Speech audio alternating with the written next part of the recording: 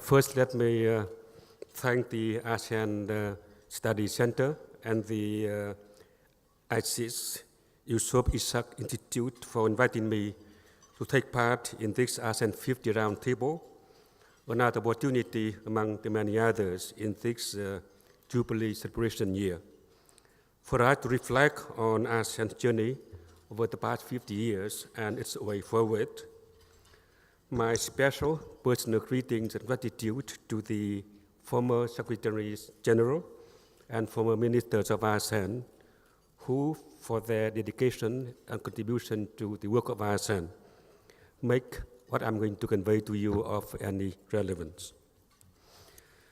When ASEAN was established through the signing of the Bangkok Declaration 50 years ago, Cold War tensions were raging in our divided region. The birth of ASEAN manifested the aspiration of the people of South Asia for regional peace and prosperity, which has been the determining factor of success of ASEAN's process of constant evolution and development over the past half-century. Following the establishment through the 1976 Treaty of Amity and Cooperation in South Asia, or the TAC, of the fundamental principle to govern the relations among member states, which include peaceful coexistence and pacific settlement of dispute, respect for national independence, sovereignty, and territorial integrity, non-interference, and non-threat or use of force. The adoption of the Declaration of ASEAN Concord, or the Bali Concord I, at the first ever ASEAN Summit the same year, providing for comprehensive ASEAN cooperation in the economic, social, cultural, and political fields, and recognizing the need to build ASEAN institutions, including the meetings of the ASEAN leaders and the establishment of the ASEAN Secretariat, that reflect growing confidence in the member states of the ASEAN project. The end of the Cold War also enabled ASEAN enlargement to encompass all South Asian countries of different political systems, economic structures, and religious beliefs.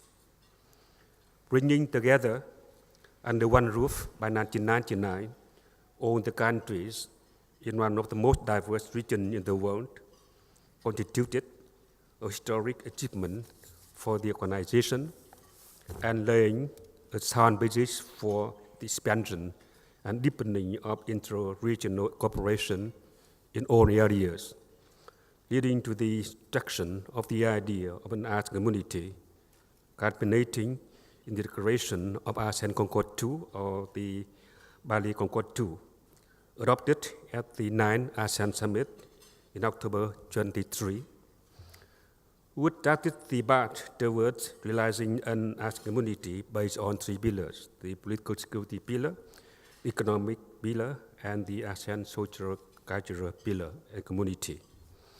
And then the subsequent adoption of the ASEAN Charter in 2007, which provides the legal institutional framework for ASEAN by giving it a legal status and personality, codifying its objective and principle, and consolidating its organizational structure. Indeed, the launch of the ASEAN community on 31st December 2015 was really a historic milestone, which reflects the region's resilience and dynamism, as well as the political will and commitment of all members to become a more cohesive and credible unity and an entity in addressing common challenges, to push up the economic competitiveness, and to carve for themselves a strategic and economic space in dealing with the other regional powers. So, from a fledgling association in a region embroiled in intramural tensions and great power contestations, ASEAN has persevered and prospered over the past 5 decades to become an indispensable player and major contributor to peace and prosperity in South Asia and beyond. ASEAN today is recognized as a successful model of regionalism in all three key dimensions: regional peace and security, economic integration, and institution building. The most important success of ASEAN thus far has been the maintenance of peace and stability in South Asia by promoting peaceful relations among member states. Being the first ever ASEAN treaty, the DAC has been effectively serving as the code of conduct for interstate relations in South Asia. It has been gradually universalized, with now 27 non-ASEAN high contracting parties in the fold, and that includes all major powers. With diligent efforts of norm building through instruments such as the 1976 DAC, the 1997 Treaty of South Asia Nuclear Weapon Free Zone, and the 2002 Declaration on the Conduct of Parties in South China Sea, or the DOC, and regular exchanges among regional leaders and officials. ASEAN serves as a platform for dialogue and consultation among member states to build trust and confidence and adhere to the ASEAN Code of Conduct. And as transboundary challenges are growing in scope, impact, and intensity due to the enhanced connectivity in the region, upholding the principle of comprehensive security, ASEAN has stepped up regional cooperation in addressing non-traditional security challenges such as transnational crime, terrorism, disaster management, drug and pandemic diseases, among others. Non-traditional security is a key target of policy discussion and practical cooperation under various ASEAN and ASEAN-led mechanisms such as the ASEAN Ministerial Meeting on Drug Matters, the ASEAN Ministerial Meeting on Transnational Crime, the ASEAN Defense Minister Meeting, and the ASEAN Defense Ministers Plus Meeting, and the ASEAN Regional Forum. Going more rule-based, ASEAN has put in place the necessary legal instruments to deal with these challenges, including the ASEAN Agreement on Transboundary Hate Pollution, the ASEAN Convention on Counterterrorism, the ASEAN Agreement on Disaster Management and Emergency Response, and most recently, the ASEAN Convention on Trafficking in Persons, especially women and children. Emerging transboundary problems such as radicalism and extremism, cybersecurity, and irregular migration also feature more importantly on ASEAN agenda.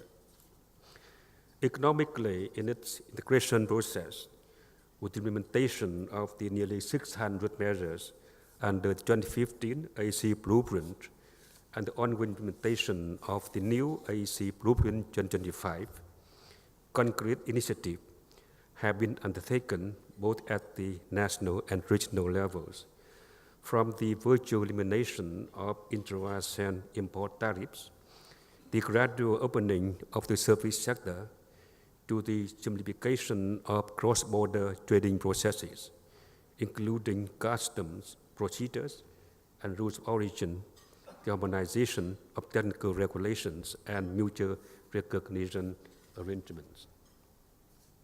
And for this, the business and investment environment in the ASEAN region continue to be fostered through the adoption of common frameworks, innovation promoting initiative, and mutual cooperation in areas such as competition policy, intellectual property rights, and consumer protection.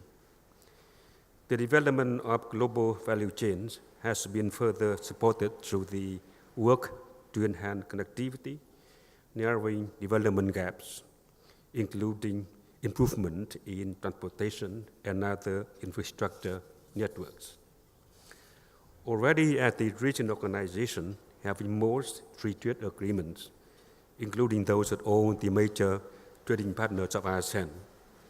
ASEAN is complementing its internal regional integration efforts with strategic global engagement by forging new trade agreements and comprehensive economic partnership, and especially the regional comprehensive economic partnership. And thus, although the AEC remains largely a work in progress, its potential benefits in delivering an ASEAN single production and market base at large are very huge. With the current total GDP approximately $2.6 trillion, the region collectively is already the sixth largest economy in the world, or the third largest in Asia. Yet ASEAN is also home to nearly 650 million people, making it the third largest market in the world. And if ASEAN could continue its growth momentum, it is set to become the fourth largest economy in the world by 2050, or otherwise by 2030, according to the ADB's estimate. These achievements and progress have resulted in the flourishing business confidence in the region. Surveys have shown growing business expectation of increased trade and investment in ASEAN and the importance of ASEAN in their global business considerations. Lying at the crossroads of strategic interests of major powers, both geopolitically and geoeconomically, ASEAN has been positioning itself as an actual regional organization by promoting an open and inclusive regional architecture. It has been recognized as a successful architect of various regional frameworks in Southeast Asia and beyond. Over time, these frameworks have grown substantially to embrace various cooperation areas as well as new members, yet they still bear the ASEAN imprint. In Asia Pacific, where an overarching regional framework is absent due to history and complex dynamics of major power relations, the ASEAN-led mechanisms such as the ASEAN Regional Forum, the East Asia Summit, and the ADB Plus, each having its own strategic significance and historical context, but they all provide a much-needed platform for major powers and other regional countries to engage in political and security dialogue and cooperation on issues ranging from non-proliferation, maritime security, disaster relief, and humanitarian assistance, among others.